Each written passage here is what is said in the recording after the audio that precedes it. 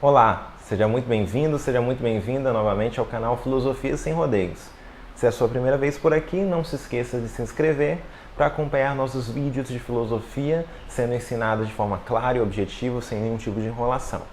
Temos para hoje uma discussão relacionada com os sofistas, esse grupo de pensadores que foram muito relevantes ali na Grécia Antiga. Esse grupo de pensadores que muitas vezes estavam em oposição aos filósofos. A gente vai entender o porquê e quem de fato eram essas pessoas. Primeiramente, precisamos entender que os sofistas eles eram professores que vendiam seus ensinamentos. Isso já é uma das coisas que fazia com que os filósofos fossem contrários a eles. Por quê? O que acontece? Os filósofos eles não cobravam pelos seus ensinamentos, mas esse grupo de pensadores cobravam e ensinavam através de um método expositivo, que é o método mais utilizado hoje nas escolas ainda, que é o método de que você tem uma pessoa que fala e um público que assiste, uma exposição. E o que acontece? Pelo fato deles venderem os seus ensinamentos, fazia com que os filósofos vissem ele como maus olhos, porque eles diziam que eles estavam como se estivessem vendendo o saber. O saber não era uma coisa que deveria ser vendida na visão dos filósofos de modo geral. E eles ensinavam uma coisa específica. Tinha uma coisa, uma técnica específica que era o alvo assim do estudo dos sofistas, que era assim o alvo dos ensinamentos, o objeto de ensinamento dos sofistas, que é a arte da retórica. O que significa retórica? Quando a gente ouve essa palavra, geralmente a gente associa com pergunta retórica. E tente pensar, o que é uma pergunta retórica? Talvez você responda, a pergunta retórica é aquela pergunta que não precisa de resposta. Tudo bem, está correto, mas qual o objetivo da pergunta retórica? Você faz uma pergunta retórica com um objetivo argumentativo, com o objetivo de reforçar a sua opinião. E o que acontece? O ensino da retórica é justamente a arte de falar bem, a arte de discursar bem. Porque o que acontece? Essa arte é extremamente importante porque não adianta uma pessoa ser completamente inteligente, uma pessoa ser extremamente sábia, se na hora que ela for externalizar, que ela for colocar aquele seu conhecimento para fora, que ela for falar sobre o seu conhecimento, ela não tiver habilidade nenhuma. Perceba como que a arte de falar bem é importante.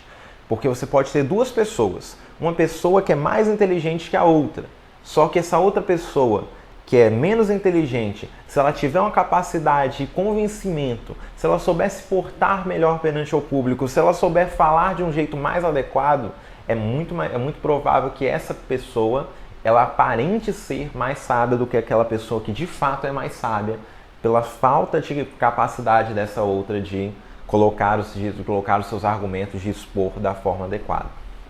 Então, discursar é algo muito importante, sobretudo dentro do contexto da democracia ateniense. Atenas, na Grécia Antiga, tinha um sistema democrático. Um sistema que, embora hoje o nosso sistema seja democrático também, tinha algumas diferenças muito relevantes em relação ao nosso.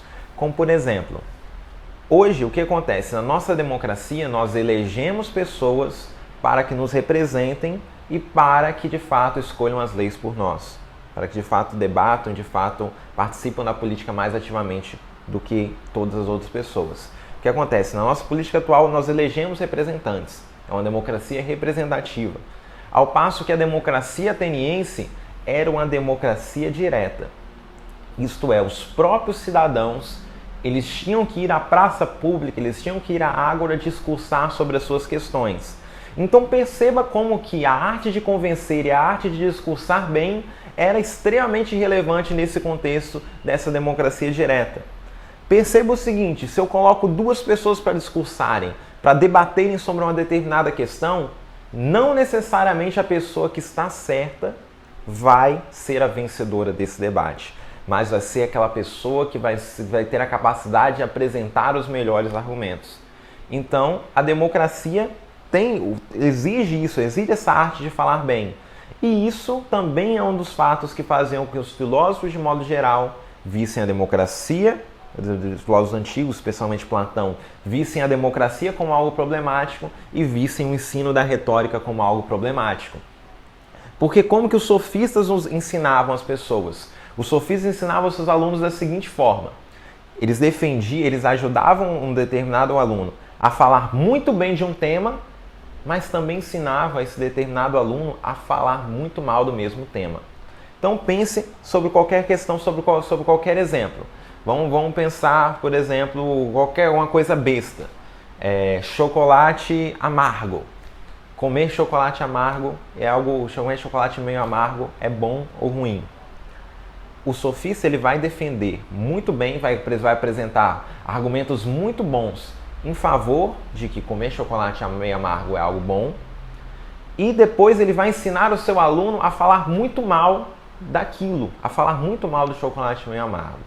O que isso significa? Significa que o sofista está ensinando o seu aluno a discursar bem e a defender muito bem os seus argumentos, independente de um certo e de um errado. Então o sofista ele não está preocupado com o certo e o errado, não está preocupado com a verdade absoluta. Eles eram por isso chamados de relativistas. Ou seja, não existem verdades absolutas, mas apenas verdades relativas a um contexto histórico, a um momento histórico. E para o sofista, os seus alunos eles deveriam ser capazes de manipular o argumento para justamente conseguir os seus objetivos. Então perceba, isso também é algo que os filósofos consideravam bastante perigoso, porque através disso, através de um bom discurso, um aluno do sofista era capaz de conduzir as pessoas para um caminho que talvez não fosse o mais adequado, apenas pelos seus fortes argumentos apresentados. Então perceba como que a arte da retórica foi extremamente relevante, sobretudo nesse período da democracia ateniense, sobretudo nesse período em que os cidadãos eles tinham que discursar em praça pública. Uma curiosidade, os próprios sofistas não eram eles que iriam lá discursar em praça pública, porque, de modo geral, eles não eram atenienses, eles eram estrangeiros em Atenas.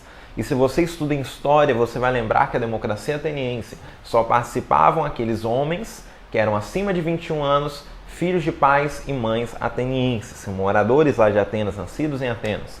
Então, os sofistas mesmos, eles não participavam ativamente da democracia, mas eram eles que ensinavam os cidadãos atenienses, por muitas vezes, a discursar e a defender os seus objetivos.